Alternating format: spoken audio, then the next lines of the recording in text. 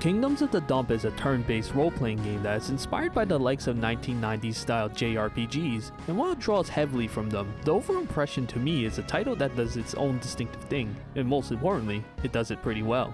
Unlike most indie titles that note a homage or is inspired by titles of the same sort, I find that KotD's efforts make it a cut above, as you can kinda tell the developers had a lot of fun making the game, and really want you to share in that too.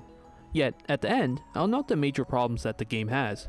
You know, upon seeing this title, the rather intentional portrayal of its form is clear. What if the medium is about something normally associated as undesirable, something meant to be thrown away, refuse, and making it the focal point instead? Creatively, what is the experience of spinning something in an unexpected fashion that provides a fresh look at the medium, that being a 1990s style based JRPG that has an almost easygoing cartoonish nature to it? It has that silly, almost childlike inclination of a canvas to spin something that defeats the traditional expectations associated with it as a dark horse type, making something that people perhaps won't like at the first glance into something they will if they take the time to take a second look. One man's trash is genuinely another's treasure, in, well, the most literal or actual terms. So, I'm somewhat of a JRPG enthusiast, as I'll show you some of the titles I've played before to tell you that, well, I like this game even stacked up against some of those, as I think it does some things well enough to be only slightly behind. I think the best way that JRPGs and the like work is how they explore the limitations of their self-imposed systems or mechanical designs that are available. How does this sense of progress, story, and noticeable design elements come together that tickles that sweet spot in your head that transports you into their vision. Especially in 2025, for a medium that is, well, pretty dated and thought of generally as past its expiration date at this point by its exodus by the time of 7th generation consoles. And I must say, the attempt here in the litter-filled world of Kingdoms of the Dump itches that turn-based design in a wonderful way that you can tell has a lot of heart. I can say I like it, and I went into it as blind as I could, as I think I recalled this game from a Reddit post or some sort of social media thing of saying, hey, we're making this grimy game, and forgot about it. And while exploring Steam for something new, I decided to pick it up. So for most JRPGs, I think you can roughly break it down into the 3 overall categories: story and its associated party characters, combat, and exploration and progression. The general mood of the story is lighthearted overall, as the language and storytelling techniques describe or depict what's going on fits the turn-based conventions of 1990s style turn-based RPGs and the like, well, that's the point. You have NPCs that bumble about picturesque depictions of towns and cities that spout rather whimsical musings. Although it's quite silly at parts, the overall portrayal of its world and characters still tries to be a somewhat serious in-universe type while not being too silly or fourth-wall breaking as in the case of Omori or Undertale for example. It is tastefully done in my opinion and doesn't interrupt or rub against the grain of what they tried to achieve overall. It does become more serious later on of course, so you will have a departure of humble beginnings into a more serious actual story of the game as it frames it from the perspective of our protagonist grasping the particulars of the world at his own pace. A blank state if you will. Oh, and the power of friendship and all that is a major theme of course, but it's more subdued here like it's a no-brainer sort.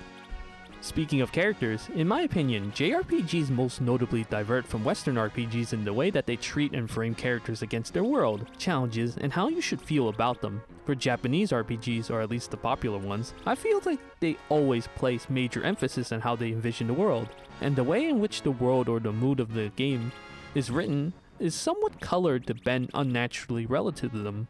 They are set on making sure that you really care for the characters or they act as fill-ins that you may self-inject yourself into or into their circumstances.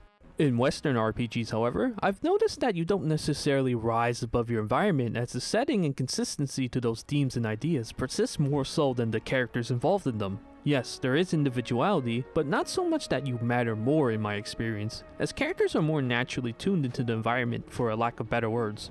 I like to paraphrase the words of Kazuma Kaneko, who is responsible for so many elements of Shin Megami Tensei's legacy demons and game ideas, on how frankly eye-opening games usually make protagonist characters. Usually, a hero protagonist in a game has a predetermined circumstance such as being royalty or having special traits in a way that makes them above in a hierarchical absolute sense, in which they are portrayed as someone special. Different. He dislikes the idea of disposition, as it implies only special people can be heroes by default, as he notes an analogy equivalent of not being able to succeed unless you come from wealth. As most people don't have special genetics or come from distinguished lineages, that comes off as intrinsically selective. The ability to become beyond yourself, therefore, seems to be lost by the idea of predetermination rather than self-discovery and effort. He likes the idea instead of a hero being anyone who is given a chance and has the guts to do one's best. Ironic as you expect something like this from a more Western-style game.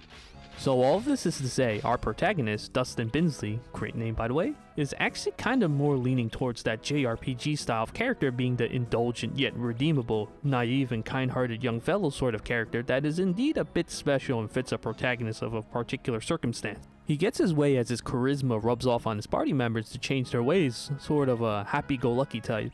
Yet, the story beats uses more Western RPG ideas as a way to break your expectations of what is going on in the story to portray the idea that the protagonist and his group is undauntable. It is definitely more JRPG overall in the sense of straining every bit it has to make the characters the focal point of the presentation. And, as of course being inspired by older JRPGs, this makes a lot of sense. It is ironic too in a way as well, as I like the other characters a lot more than the protagonist. In a way, Ratavia, your first party member and someone who looks over Dustin, is a better character as she actually shows the most growth throughout the story.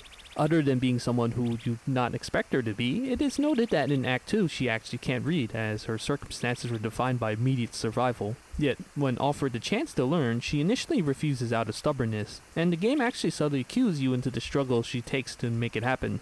Then you got party members like Musk, who is a stinkbug? I don't know, but he's a Italian New Yorker mobster kinda guy, who although kinda generic, works wonders in diverging the protagonist's naivety against a more adult rationalized mindset. His gimmick of mimicking other creatures via their sense as what the game refers to as a fume shaper, as much as in relating to smell, gives him a trickster type of role that is perfect as he works for an organization of shady affairs. I will say that his role is a little too special and not really challenged, as it emphasizes far too much as something extraordinary and unbelievable, as in, I can't believe it, several times over as people get tricked by it repeatedly. This adult realism also applies to Walker, which I had no idea at first he is supposed to be a Garmentian, based on a piece of cloth, a garment. He's supposed to be a kind of leather book jacket, hence his cowboy outfit, as he works for the Librarians, or an independent organization that maintains peace amongst the Six Kingdoms. Although his role as a mediator of law is nice at the beginning, I think his character actually diminishes the more you play into the story, as he doesn't grow or do anything beyond his immediate design focus. Very much a one-note character, but that's alright as he plays the role of a consistent character. Cerulean is your other Garmentian, and is an upcoming laundromancer. Yes, real cool as cleaning is magic in this universe, and he exudes shyness. He's an introverted, self-conscious kind of fellow that doubts his own talents and abilities, almost leaning on imposter syndrome. He has a problem speaking up for himself, as self-doubt and overcoming it is a major focus in the story in the later acts. I think he's somewhat underwritten, as the only thing that comes off to me is that he's basically Dustin V2. Cerulean is a selfless sort of character that is willing to do the greater good and is essentially a bit more respectful and reserved in his dialogue compared to the protagonist. So the story itself, without too many spoilers, is a sort of which something thought as once undone actually isn't. Now, a newer, underprepared generation has to deal with the upcoming threats of an old lingering fear. What allows for such to happen is the commonality of the theme of betrayal amongst its sovereigns for petty personal gain that allows for the conditions of evil to proliferate. It's kinda generic in a way, but the game somewhat acknowledges this point in a subtle manner when you understand the ironic story of the greatest king, Garbamesh, and how it actually occurred versus how it was documented and received. In a way, it actually very much reminds me of the story beats of Final Fantasy VI or Dragon Quest XI, and if you played those games, well, you know it's the you failed halfway sort. So the story itself isn't necessarily fresh or entirely engaging, but still done in a way which fits the simple nature of the game. By the way, the developer's acumen for garbage and cleaning adjacent wordplay is incredibly amusing, I must say. They got creative ways of incorporating uncleanliness as a background element to the world building, such as using lint as linter or a play on winter as its white and fleckish nature makes it a perfect swap for snow, or how things like paper clips are the currency in which the world runs. Framing time, such as using the phrase like the hour of mildew and the like, helps to maintain and even accentuate the silliness that works well. Combat is really relatively standard of what you can immediately think of as a JRPG, and it probably won't blow your mind if you played a bunch of them. It has many elements of what I like, such as real-time attacking and defense inputs noted respectively by WoW and Yeah, that resemble perfect inputs in games like The Legend of Dragoon, Mario and Luigi series, like a Dragon 7 and 8, and Expedition 33. Also, I did not feel the need to grind at all, so you don't have to worry about wasting hours away for slight improvements. But I did have extra battles as when an enemy ran into me. Well, I'm petty enough not to use the escape option. I want to specifically note some of the subtle differences, which frankly I believe that the small design decisions and quality of life seriously determines a lot of JRPG players' ratings and ideas about them. So here's a bunch of nitty-gritty details that gives you some insight. HP values of enemies are not stated, such as in the case of older Dragon Quest and Final Fantasy games. Speaking of Dragon Quest, after getting mentally scarred by Whack and Thwack, there are no instant kill spells in this game. That is, for enemies. As is likely an oversight, if you freeze enemies, they instantly die if they are the only target, which works well against bosses. Don't worry, I really only use this against repeat bosses, which there are a few. Stats and progression of gear, that being weapons, armor, helmet, and 2 trinket slots, follows gear over levels, which appears to be the case of gearing upwards is reasonably balanced towards immediate upcoming content rather than actually being advantageous. Turn action is dependent on the speed stat that may have you go between enemies and is, from what I've seen, pretty much stagnant as everyone must at least act once per round. This is unlike games that have your whole team do actions and then the enemy does theirs. It also isn't like Persona, in which enemies will have the potential for multiple actions or turns becoming jumbled up like in the Trails in the Sky game's turn orders. Healing items are a huge deal, as you may choose to use skills to heal, but using healing items seems to be the best and obvious way to heal for Acts 1 and most of Act 2. Healing is especially prevalent as leveling up does not heal you. Additionally, since food is rather nasty and Garmentians are the cleanly sort, healing items are divided based on the split, as the dirty food will have minimal effects on the latter, as lore-wise, Garmentians don't have to eat. For skills, at given level up points, you may select between several skill options. These may be swappable outside of combat. You can totally and accidentally use them in a non-optimized manner, especially in and leading up to boss fights, so that Metal Drain skill becomes more of a necessity, so it's a bit tactical in how and when you decide to use skills. Only 2 characters, however, have the Drain skill, by the way, so it's a bit tedious. You obtain nuts, cogs, and bolts on field that are in a shared pool of MP to use skills, which stands for metal points by the way and not mana, amongst your characters to use. So it's more of a field resource than a generic MP bar as you see with most games, but there are items to gain it back just as with most JRPGs.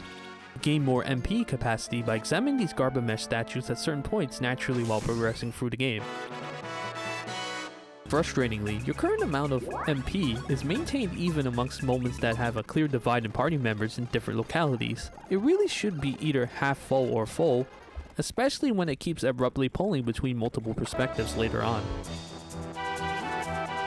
To me, this one is really annoying. If you accidentally exit an area, enemies will respawn where there are no random encounters overall. Enemies will chase you based on proximity and sight ranges, so if you enter a small room, that enemy you just defeated will be back and ready.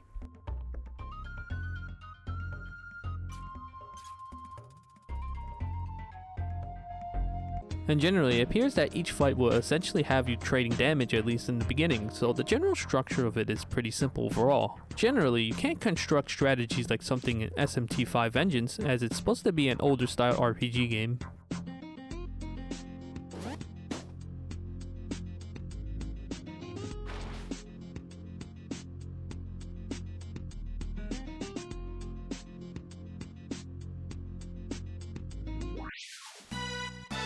Buffing and debuffing being staples in any RPG game comes in 3 stages here. Your generic attack up, defense down, and whatnot is here too. Unlike games that will have multi-function versions such as letting you hurt enemies while inflicting debuffs, this game mainly reserves them by having it by itself. This is kinda not great in my opinion, as bosses only have generic map-wide clear all buffs and debuffs as counterplay used after a specific amount of turns it seems. While it is worth it, it makes debuff and buff stacking a huge MP waste. The largest gimmick is the tile system, in which moving to the front 3 of the 9 tiles allows you to hit more and take more damage. the middle being a balance, while being in the back is less damage taken and given. This is combined with status effects based on tiles, so in a way it kinda reminds me of the Mega Man Battle Network series, as stuff there plays a similar role, especially for things such as tile plus elemental attack combos. It's pretty nice, but generally I think you can get away without fully utilizing it, unfortunately. Overall, combat is serviceable, and I think that the systems could have a bit more going on for it than what is offered. The worst thing probably is that the enemy patterns to perfect block against are really simple, as they reuse the generic jump on your head or rush into you very often, so it's not really an issue, and it also hinders the potential of enemy designs. There definitely could have been more with manipulating the tile system, and I think some characters are a little too strong, while characters like Cerulean not having access to MP drain is not great considering he's all about using skills and has a poor physical attack stat. I will say that I frequently swap skills around to account for enemies and party dynamics, so there are good synergies and things you have to look out for. I only had a character fall over like 2 times overall in my playtime, so I'd say it's a bit more on the easy side. Overall, a casual good time.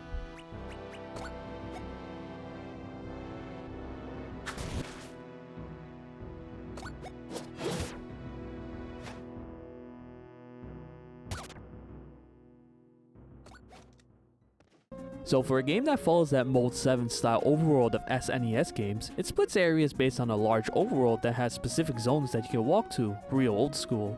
There are hidden areas that you can find by walking up to them, as well as little items spread across, so it encourages you to walk around the map.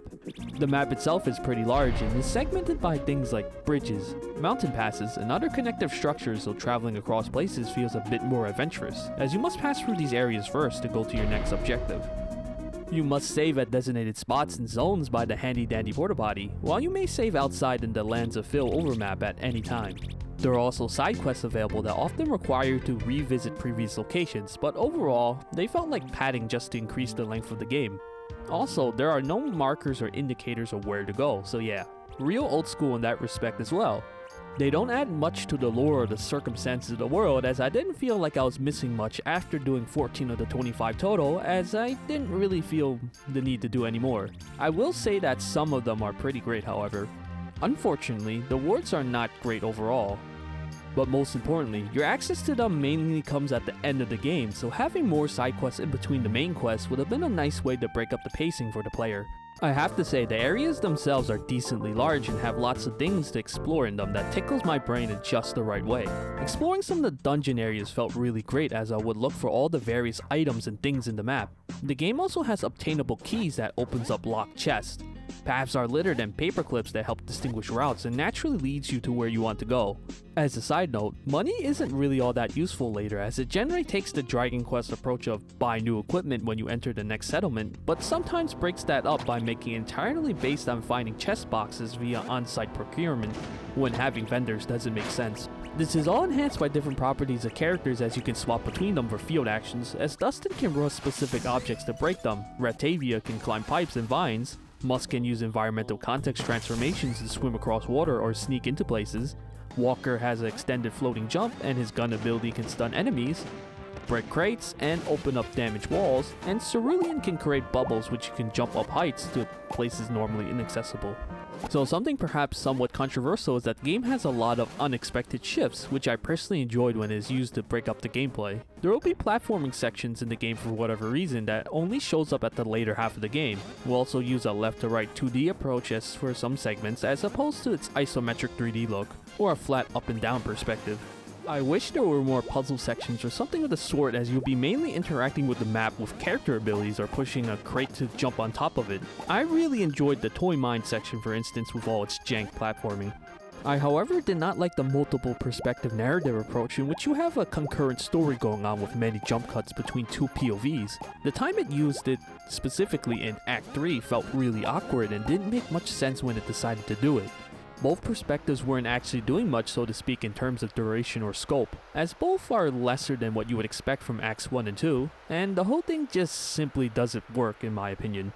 So the structure of the game mainly sticks to what it does, as the first act pretty much shows you most of the aspects of the game that will continue to the others. The game becomes marginally harder and a bit more interesting, as character combat and field abilities allow you to do a bit more, but overall it's very much confined to the constraints imposed by its initial designs.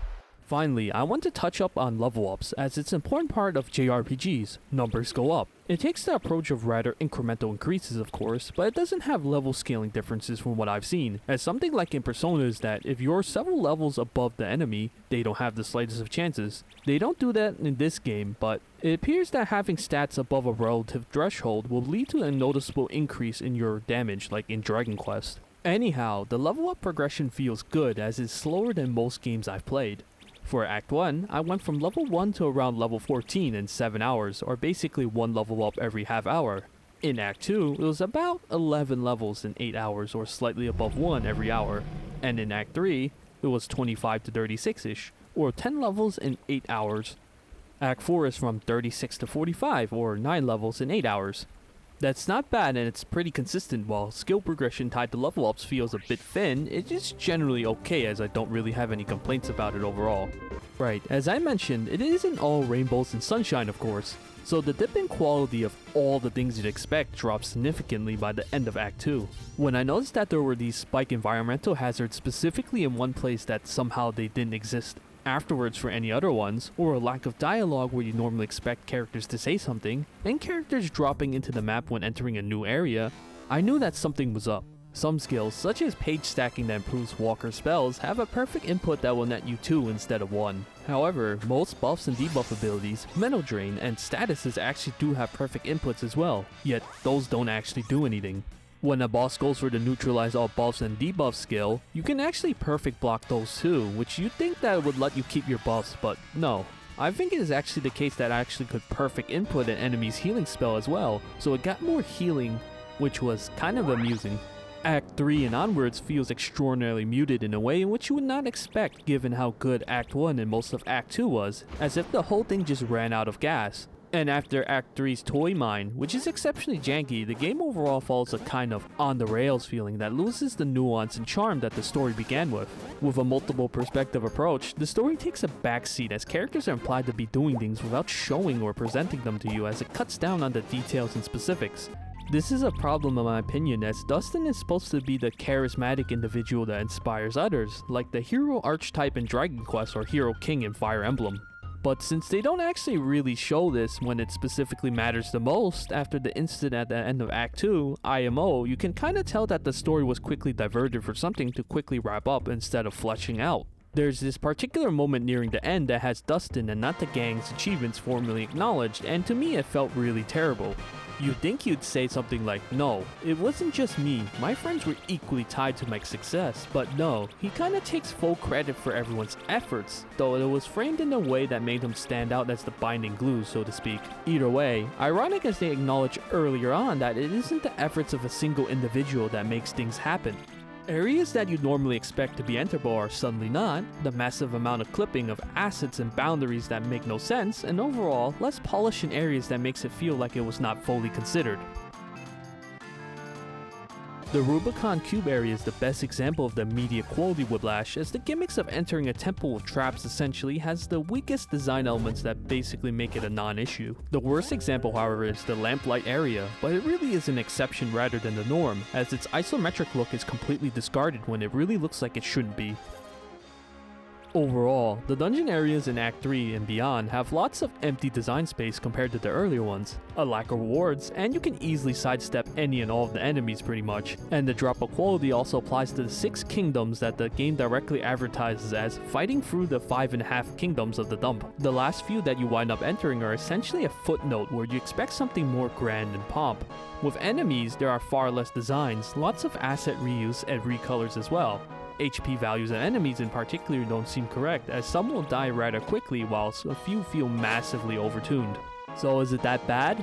I'm gonna say no, as I've played much worse, and when looking back at it as experience as a whole, yeah, it's nice. Even if it gets worse overall and the story in particular becomes a bit bland and not to my taste, it is still pretty decent even if it's a little fumbled. The art design and bosses in particular remain amazing. You can really tell that the bones for an excellent setup were established, and some of it is actually 90% there, but the execution and the placement of some of the later dungeons and optional side content was not up to standard. I will say, however, that there is missing content which I frankly think the developers could be more transparent about, and is something I had issues with my look at Tainted Grail: The Fall of Avalon's 1.0 release. It is mostly complete, but at the cost of the creative process to push something out. The same applies here. I'm sure players would be more understanding as long as it gets patched out somewhere down the line, and if it was noted foremost. If the issues get fixed, it's probably an easy 8 out of 10 for me. So all in all, Kingdoms of the Dump is a shorter JRPG style game that fuses elements of various designs together that is absolutely its own distinctive thing. It's a lot shorter than most JRPGs, which the genre is notorious for long playtimes to clear, at about 30 hours for me. If you consider that this game was mainly developed by 2 people, then the quality of what you are getting for the standard price of an indie game is pretty darn good. I had a lot of fun with it, even if the combat especially outstayed its welcome. For better or for worse, it really does nostalgically remind me of the times I booted up Final Fantasy IV on the PS1, and I'm thankful that this exists. Perhaps waiting is the best play here for a better experience. Thank you so much if you watched up to this point, as I'd like you to subscribe. See ya.